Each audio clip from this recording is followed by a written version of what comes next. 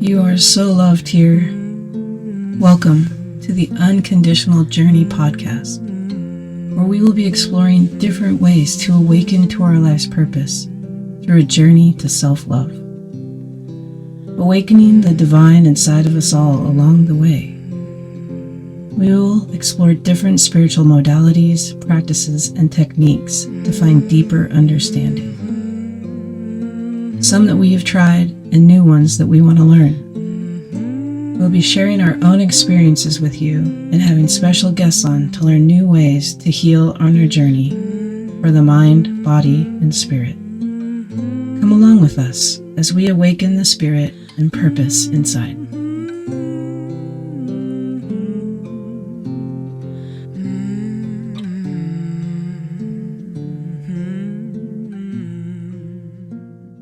Welcome to the Unconditional Journey. I'm Shantae. This here is my best friend, Debi. Hello. And we have Jett Koda back with us. She was with us for her last episode, our last episode, where we discussed her book, The Experience and the Mystery of Tarot. So if you did not check that one out, it is definitely worth listening to. That's right. But for today, Jett is going to talk to us about the wonders of Reiki, and I'd love to hear how it all came to be for you. How did you find it? And Jett also wrote The Sacred Path of Reiki, The Healing as a Spiritual Discipline. Nice. Another book written by Jett. You have so many books, don't you? And that book is under my other name, Catalin Koda. Oh, That's a beautiful name. It is. Well, they're both beautiful names. Mm-hmm. Yeah, Kotalin. It's Hungarian for Catherine. Oh, cool. That's how you actually say it. Yeah. Nice. Beautiful. Welcome back, Jett. Thanks. It's great to be here. Thanks for having me. I appreciate it. We Yeah. appreciate you. Okay, so you asked me kind of how this all began, and I touched on this story in the last episode, just to kind of revisit with the Reiki lens, thinking about how I came to work with this amazing healing practice. When I was 19, I had cancer, had Hodgkin's disease, which is in the lymph system. It's not lymphoma, though. It's pretty curable. The doctor, I remember telling me, imagine I'm 19 getting this call from the doctor, and he's telling me I have stage 2 Hodgkin's. He was like, as far as cancers go, it's a good one to get. That's how I remember him saying. Oh, wow. You know, Is there a good one to get? I mean, he's an oncologist. So. I'm happy to pass. I know. Yes. Yeah. Thanks. I know. And I was attending school at the University of Wisconsin. I'm from Maryland originally. I walked outside in the snow and I was barefoot and I had cancer and a tumor, and it was just very dismantling moment, as you could imagine.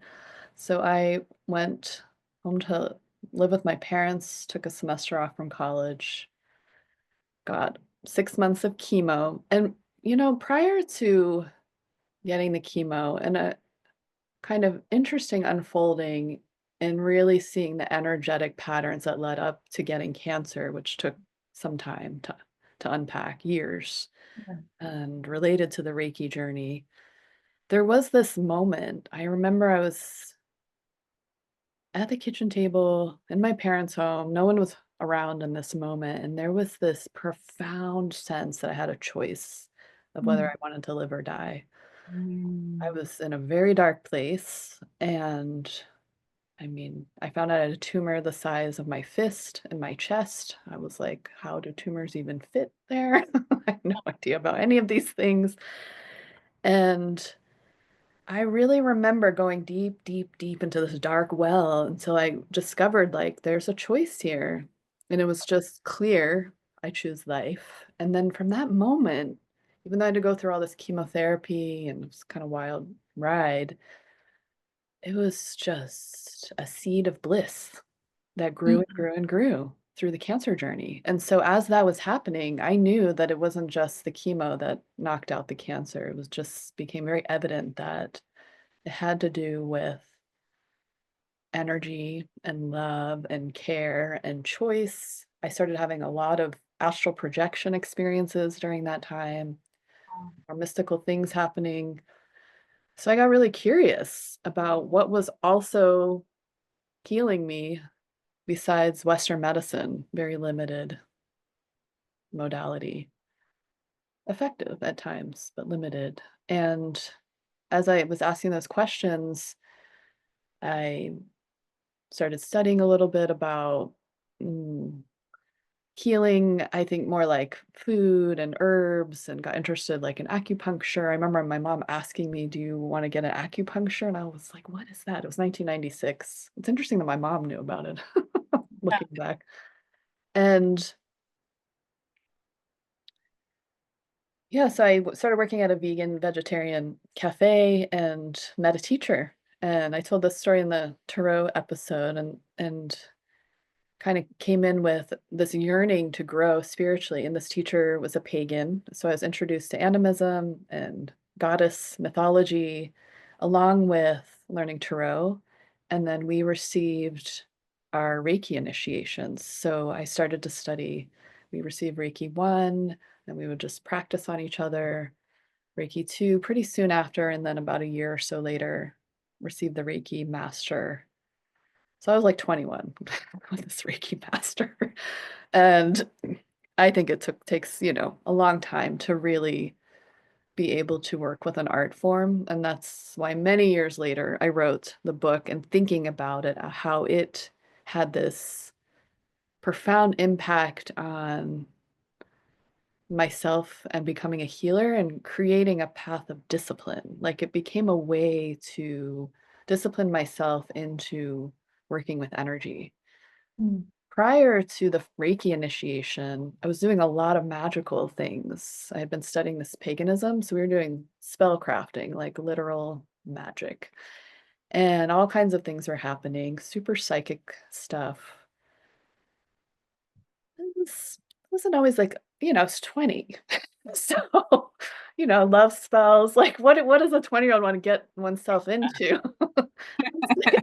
So it's like, the most pure, benevolent, altruistic kinds of things. And I thought it was interesting. I was having a lot of psychic stuff come in, clairvoyant images, dreams, all these things happening, getting to know Carlos Castaneda, like all this kind of wild activity. Then received my first Reiki initiation, had a mystical vision of many multicolored bubbles of rainbow light. Wow. And then my clairvoyancy evaporated. Oh. My ability to see psychically just diminished so dramatically. And so when I started to do Reiki and just laying the hands, Yeah. viewers, is this on YouTube? Do people see? Yeah. Okay, good. I would be bored because I wasn't able to kind of see things so much anymore. I'm still getting like a lot of intuitive things happening. And in retrospect, I think my guides were like, we need to dial her down. she's, she's going off the deep Like, end. We might not catch it back up. Going inward again. yeah, just kind of like take that a little before the dialing down was even kind of a term.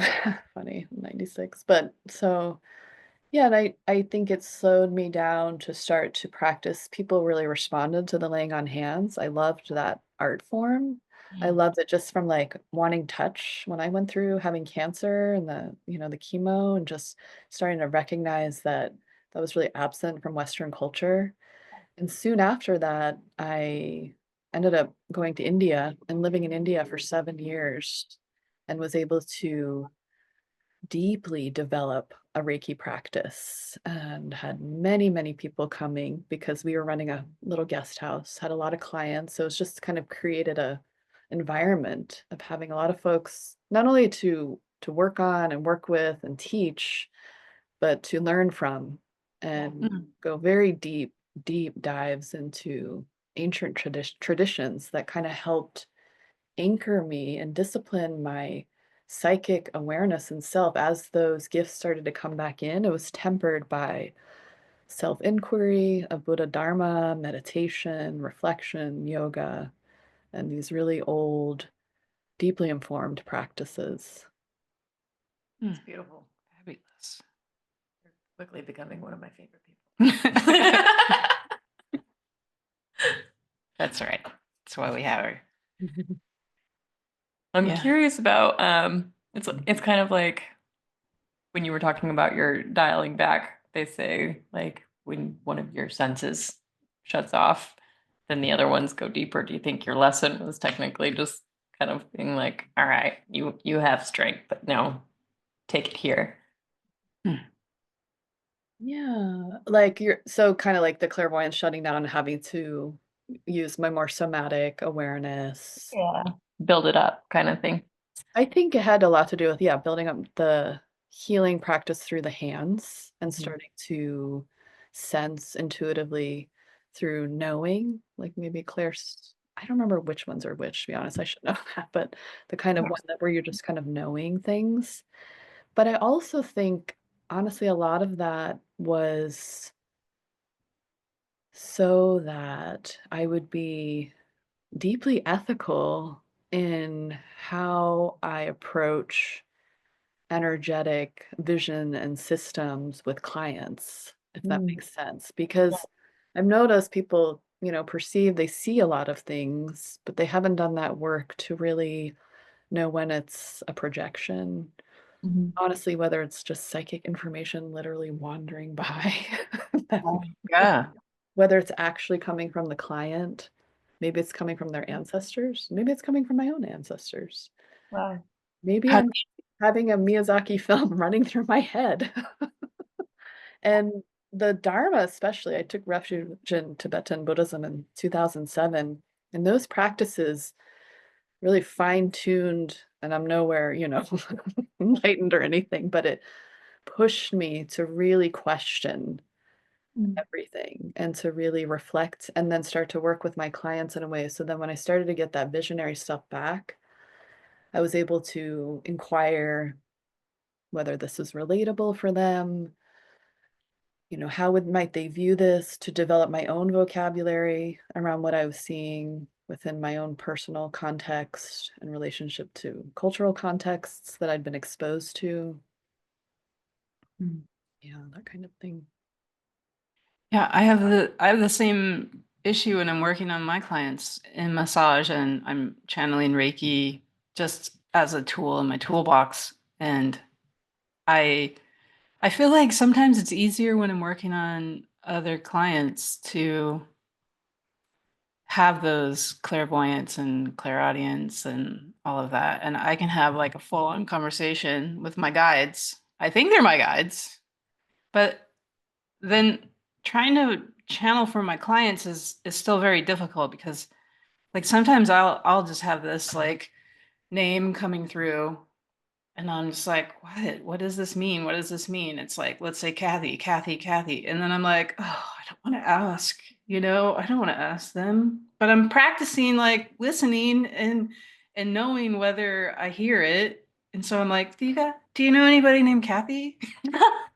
It's like, Do they have that happen where they were like, oh yeah, that's my aunt? well, usually it's like, no, I don't know anybody named Like, Kathy. cool, It's like, cool. okay, all right, cool. Just wondering. Just hope you meet a It's Cassie. like, but like I'll try to ignore it and it'll just keep pounding me. And I'm just like, I don't want to say it. I don't want to ask. So Mhm. like how do you know the difference? How do you get to that place where you're like, I'm channeling for this person or it's my ancestors talking to me?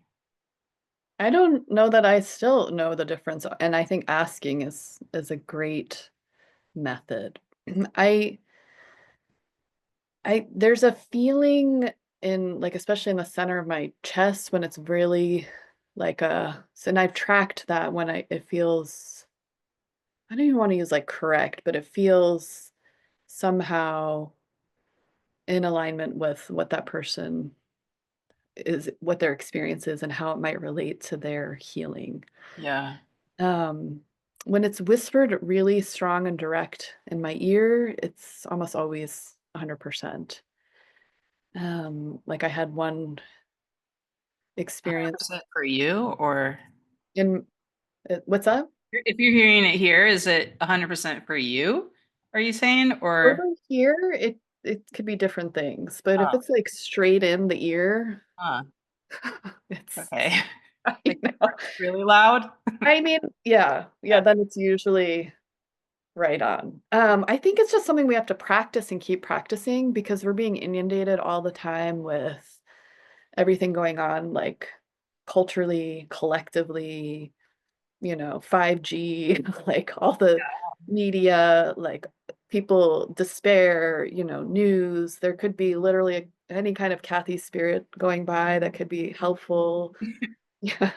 But I Okay. think the best way is to practice and Okay. then also to I mean, with every client, I'll check in. Do you want me? Because for years I didn't tell people what I saw. After it went away and started coming back, I just didn't tell them. And then somehow one of my client who became a good friend became kind of keyed into I was receiving information and she started to ask. And so I started to slowly open up to telling people what I saw. But I've also seen that can be damaging. You have folks who have come in and they've been told by a healer or at some festival, your heart is blocked. And then they walk around thinking my heart chakra is blocked for like 10 years. I don't know if that's totally useful.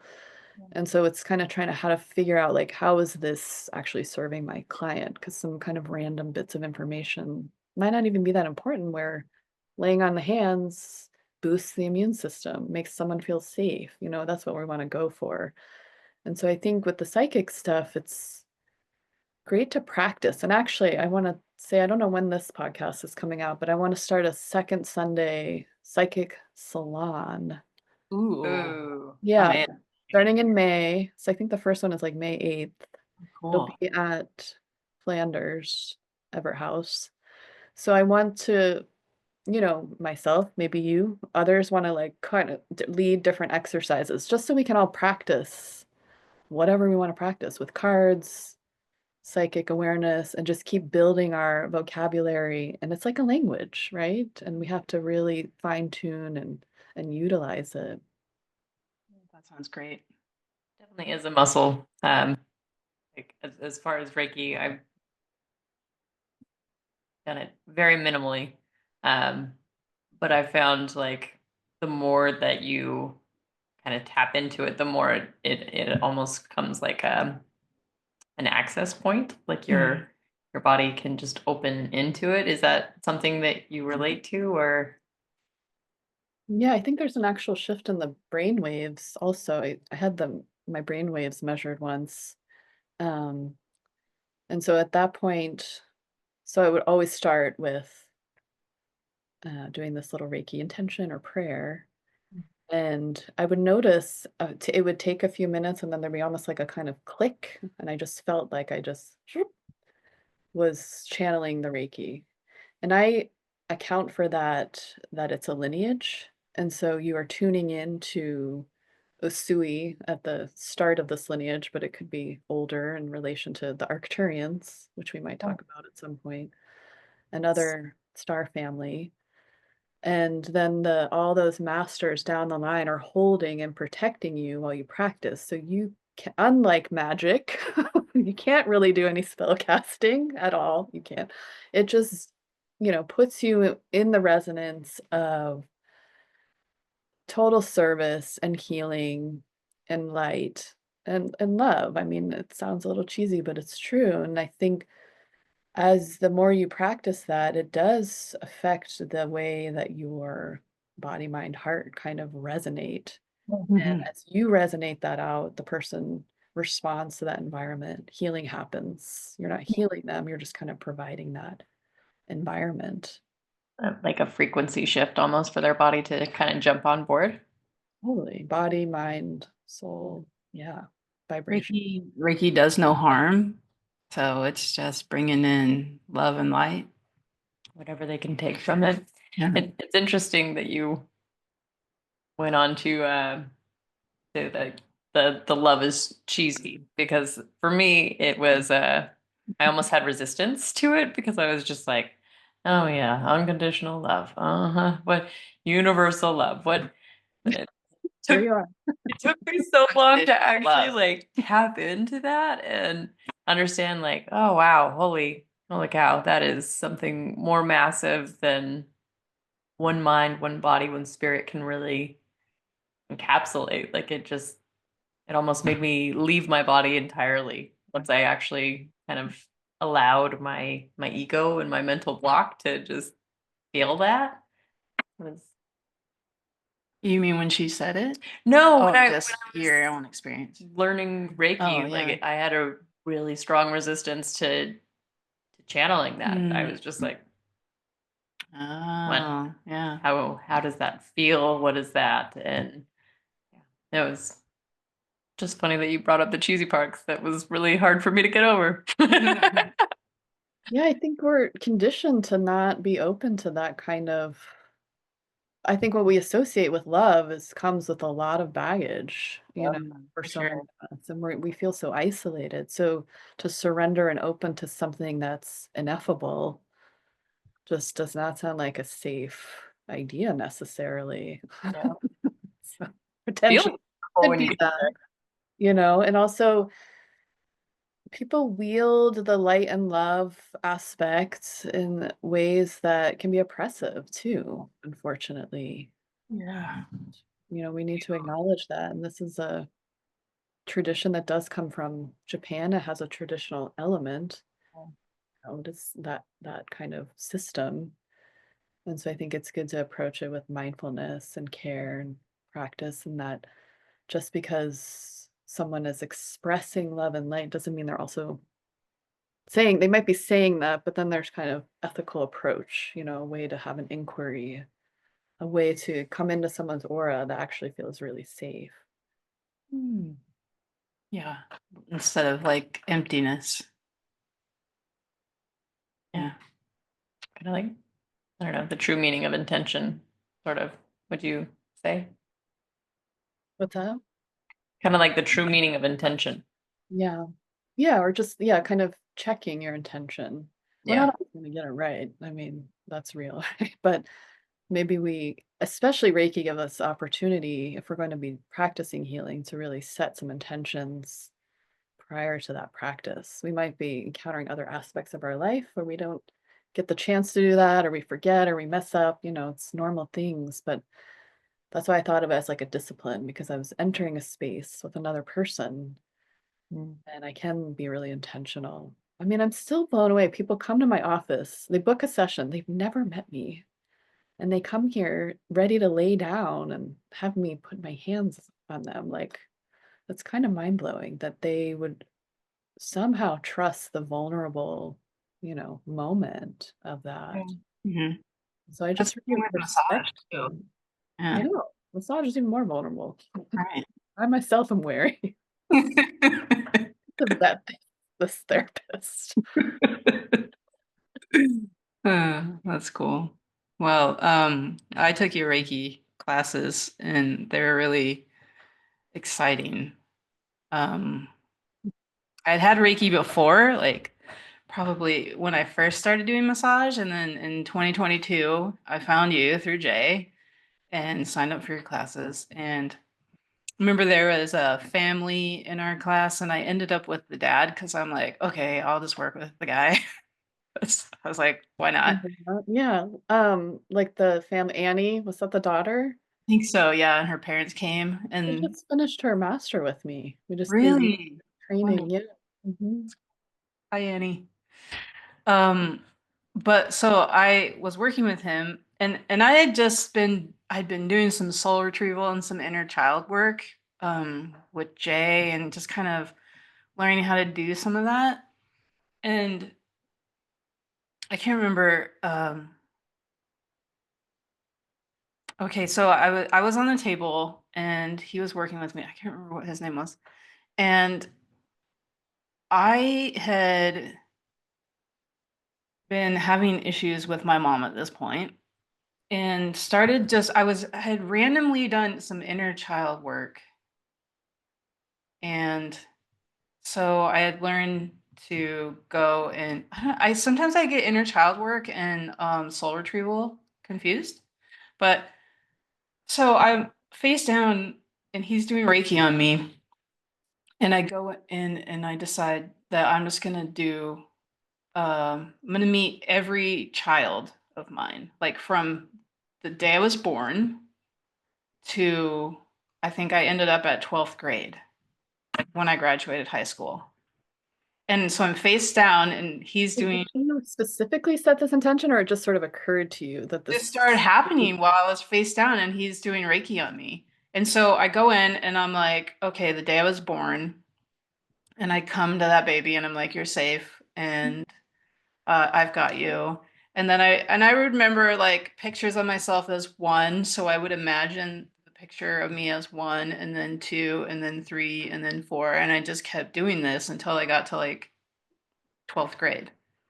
And so then I had all of these little inner children because that's what Jay and I were working on. Like, you need to go visit your inner children and you need to, like, go and like show them that you love them, that they're safe and all of this. So I had just been doing all this stuff. And so I did all of that. And then after I did that, I took them to an amusement park because I love amusement parks. So that's where they hang out, right? They just hang out there and they play all day.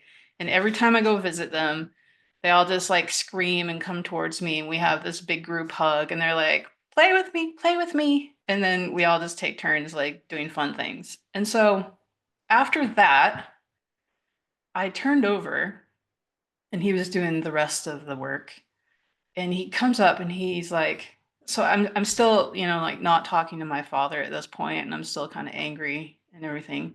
And he's like, Deborah, this is the dad, right? He's like, first of all, he calls me Deborah, which I thought was like, okay.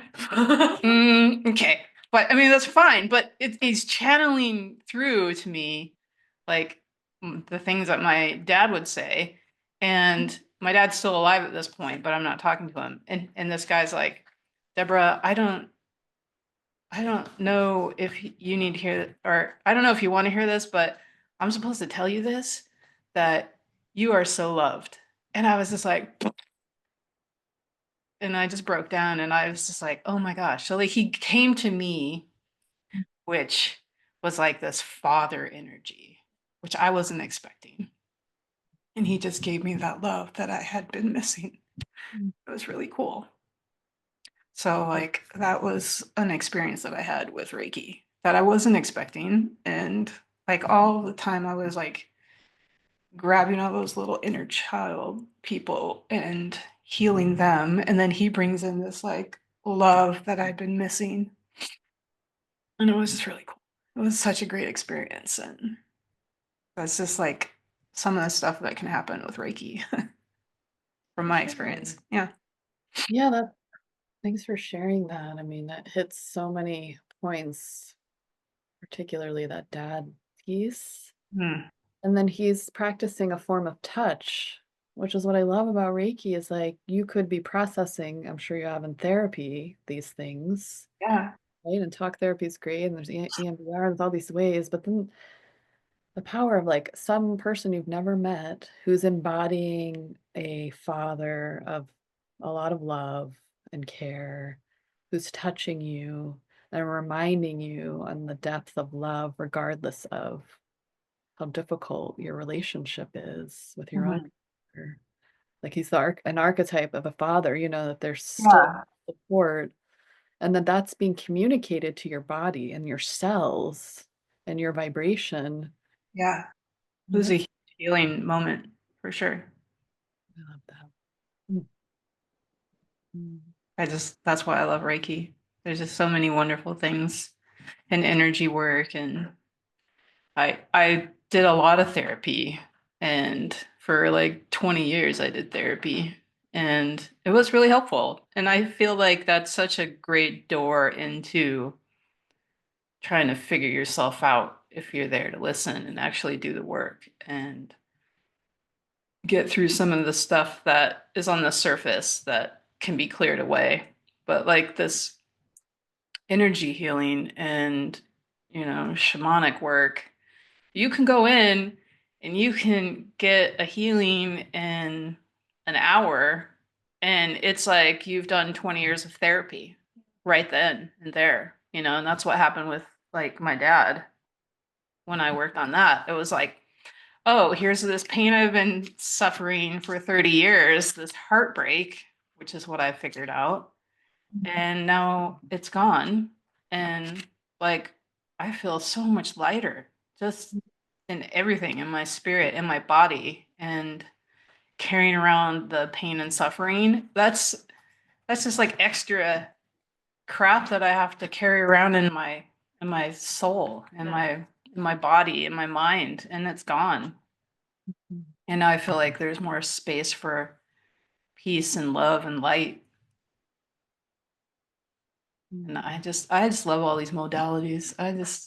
I really do. I think it's so important to really dig in when you're ready. And sometimes we're never ready, right? Like like having a kid. You're never ready. You just got to do it. Oh, I always tell people that you'll never be ready. You'll People never be ready to do the healing. But the stuff that's on the other side of it is just monumental love and joy.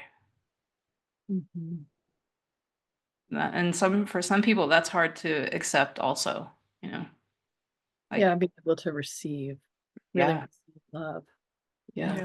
always oriented towards that at all, or that it's, transactional hmm as a price. But once you feel it, once you feel that unconditional love come through, like you don't want to go back. No way. Yeah, I mean, it shifts. I think it's a cellular shift. Yeah. Can't really go back once you have insights that are, like you said, maybe take 10 years in therapy, could take an hour, not always, but there's kind of mental psychological processing, and then there's like that cellular deep dive, that vibrational shift. And once you've shifted, once you, like you said, have experienced unconditional love, meaning really it's without conditions. Not that we don't have to live with certain conditions because we're in a form that has to eat and hmm drink water, but we Right. also know that we can be imbued with returning to a process that reminds us that ultimately there's no conditions, and that love itself does not, it just takes whatever shape, whatever vessel it enters. It's like water. Mm. Reiki is like that. It's like water. It will just find the way in very gently and settle its magical, sweet, healing vibration, planting a seed potentially for really kind of healing, which I like the gentle style. I mean, I've done some intense things too. But it's not like rebirthing, you know. Right. Yeah. That's a heavy one. How do you feel about the idea, or can you explain how like we're like onions and we have to clear different layers to get to different layers and different layers, and how does that work in your experience with Reiki? It's funny you said onion. I just received a download about onions. Well, but it was related actually not to, which it could also, of course, relate to layers and layers of healing. But this was the Arcturians were talking about some spirit guides that I work with, or star family that I work with. They were talking about the dimensions being like onion Mm, skins. Each one is separate, but you, of course, have a whole onion with so many layers, kind of like those little Russian dolls nested one inside. They each have a very separate, distinct quality. And so when I'm thinking about fourth dimensional work, fifth dimensional, which maybe we'll talk about in the next episode, they have these distinctive qualities that can be tuned into and worked with. And then I guess if we're thinking about healing, I like that you said this, because now I'm thinking about, I think often I've thought about, oh, it's another layer. I have to yeah. say, sometimes I felt it's a little daunting. Like I thought I had done all this work. But now when I'm thinking about it, it's more that those layers are always there while we're in this particular incarnation.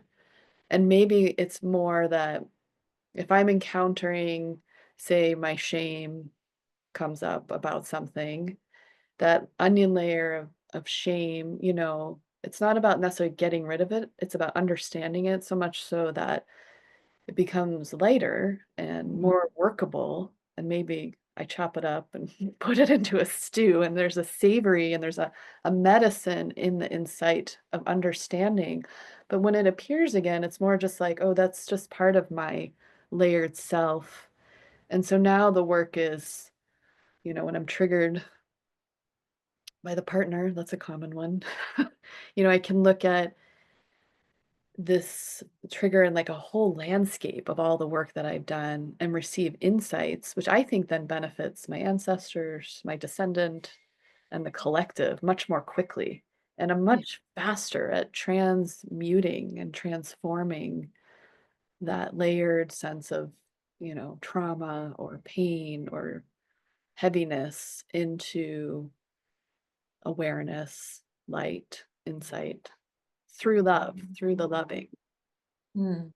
And the Reiki just supports all of that. Right. Awesome. Mhm. Mm. That's really great. Go team. I'm just over here stewing on that right now. On the stew. I'm stewing on the stew. Yeah. I just drew this picture of an onion. It's so funny. That's great. The one you chose.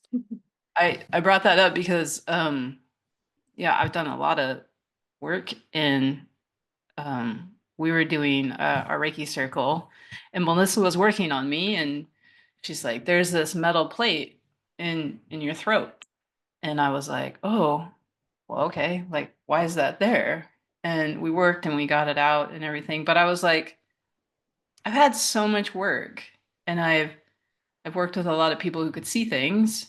And I'm like, why did anybody see that before? Or is it new? Or is it like something that is uncovered through the layers of my healing and it's just presenting itself right there? And so I was just curious about that. Like, do things come up for you or for like clients that you've been working on? And it's like, oh, now there's this thing there. Like, how do you know if it's like in a deeper layer and it's just like it's ready to be removed now? Like you've gotten to a place where, like new things are showing up that are ready to leave, and like I'm at this readiness to do this. Yeah, that's a good question. I think I would check with my clients too if I saw something like that, make sure that there was like a resonance around, say, like say seeing a metal plate or a sword in the back or these kind of very specific um, items, because there could be a literal aspect to it, Mm, energetically literal, like there could be involvement with other people in this life or parallel lives or ancestors or past lives where that plate could be put there recently. And so I would want to see, is there like a literal thing going on here? Or maybe mm, that person like just had a surgery. I don't know. You know what I mean? Or is mhm. it metaphorical, a sense of a block? Yeah. And it could be potentially that for some reason, Melissa being the healer for you in that moment allowed a level of vulnerability that only you all could get to, that allowed something that had been there Mm, longer to finally move towards healing. I That see. could be Yeah. one thing as well. Um, Also, like I said, the more we move into the light, the more the shadow Yeah. walks off. So you could also potentially be carrying someone else's plate Mm, to do that healing work like an ancestor on their behalf. And you may not have been ready to face, it's like trauma. Like we can't always work through those, especially horrific, or any traumas. Let's say we can't work through a childhood trauma until we're in our 40s because we're not ready. We're not strong enough or resilient enough or have the right protections in place. yeah. I kind of think it could be different things. Um, and I would sense with the you two having such a powerful connection, you know, Hmm. there's potentially some kind of past life thing at play also. I'm curious. It makes me think of a story where I was getting receiving a Reiki from a student. They were just practicing. They wanted to come in a little extra practice. When I was in India, it was so great because when I taught, no one was like working all the time. We're all just like, village life, backpacking, tourists, locals, but just like, a lot of freedom to study and explore and learn. And so we could set up all these practice. And anyway, so a student just came into practice and she was going down my back, and I always had this like weird pain in my back. I have very slight scoliosis, so there's like a little curve, and it's just always very sensitive. That's why I'm like weird about the massage people, because I wasn't gonna do the. I'm sorry, I started to do the reaction, then it went away. Anyway, so very sensitive. And so she's going down doing this Reiki, and I have a full blown, I have all kinds of thoughts about past life stuff, but I have a full blown vision of a past life, like just out of nowhere, like, and it passed through my whole lens of my mind very quickly. And in that vision, I was some kind of like Roman man soldier, like during a time of war, and we were leaving the village to go fight. And my friend had a love in the village and did not want to go. And I was like, no, we have to die for our beliefs. Like, we got to go and fight this fight. Love is nothing, it's like, whatever. And so we're having this kind of ethical dilemma, and we go into the fight, and like within the first minute, I was just stabbed in the back by a sword and was dead, gone. And I don't know, in my like late teens or early 20s. And what was weird is the friend was a friend in this life. Like I knew that that was him. Oh, I know. And it was like, I don't think about Romans or sword. I mean, now I've watched Outlander, so maybe I think more about swords, but anyway. Anyway, It'll do it too. yeah. But it's just was just out of, and it just after that, whoop, my back was so much better. I mean, it's still like sensitive, like I'm like a cat, but it just produced this incredible healing. When I saw my friend again, I felt such a love for him because when I died in that life, I knew that the love was more important and that that battle was like nothing. It was not worth going in 5 minutes, then I was gone, like, right. so Wow. yeah. That's really cool. It's amazing to think that your past lives are just lodged in between S7.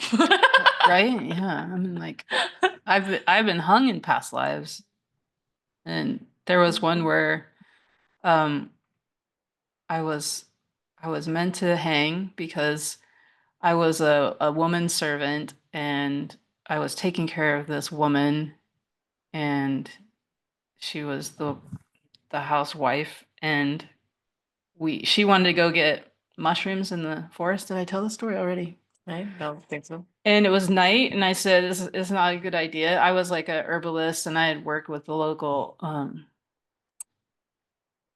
Native American tribe, First People tribe, and this was like the time of Puritan and like Pilgrim hats. yeah, and so I was technically a witch apparently.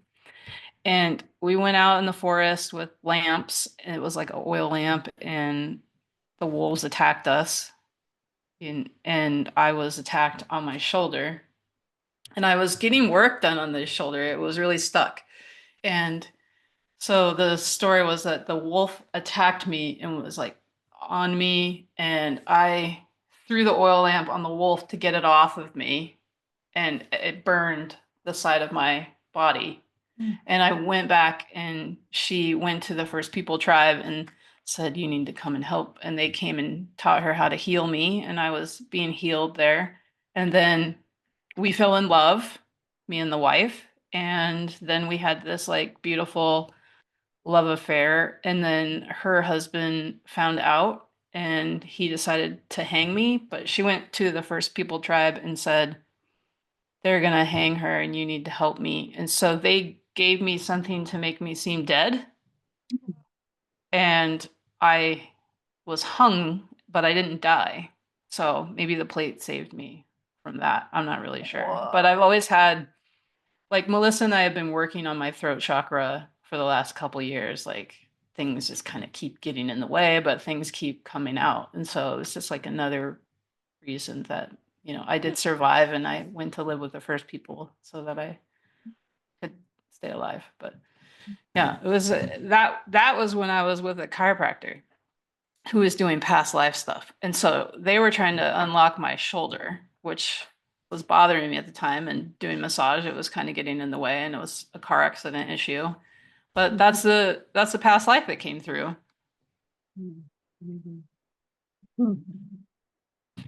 So I love all that stuff. I love hearing those stories. I love experiencing that. And I mean, sometimes it's really horrific and scary, but I did a soul retrieval once through that too, and it was amazing.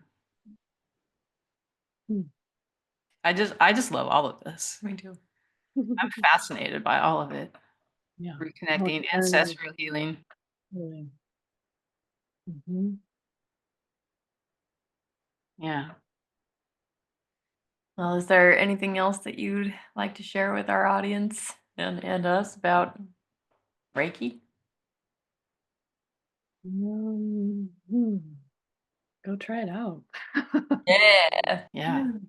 I mean, I could say that some form of hands-on healing has been part of so many cultures, and just on a basic level, it stimulates the immune system, it helps your blood flow, it's deeply relaxing, it's non-sexual, consent-based touch, which I think is really lacking in our culture. It's an opportunity to receive and just deeply rest, which can heal so many different things.